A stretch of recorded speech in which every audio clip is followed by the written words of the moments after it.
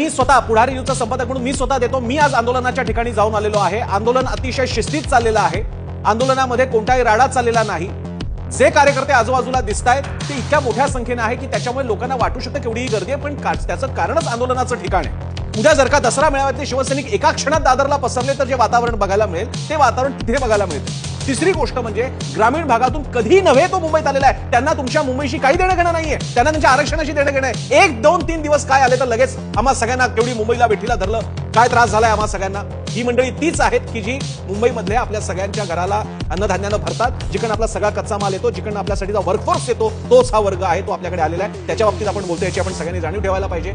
आणि जे काही घटना घडलेल्या आहेत त्या इतक्या अपवादात्मक आहेत की त्यामुळे आंदोलन हातून निसटलं, म्हणजे अन्य कुठल्या साध्या व्यक्तीपासून ते छगन भुजबळांपर्यंत सगळे म्हणतायत काय झालेलं आहे वगैरे, जणू काही तालिबान अवतरले की काय, असं चित्र नाही। हे मी जबाबदारीने सांगू इच्छितो। पुढची गोष्ट म्हणजे ती घटना ही इतकी मोठी करून दाखवली जाते की जणू काही तालिबान अवतरलंय। म्हणजे छत्रपती शिवाजी महाराज टर्मिनस आणि आझाद मैदानाच्या बाजूला घोड्यावरती बसलेले तालिबानी बंदुका घेऊन जात आहेत की काय, असं चित्र तयार केलं जात आहे। असं नाहीये।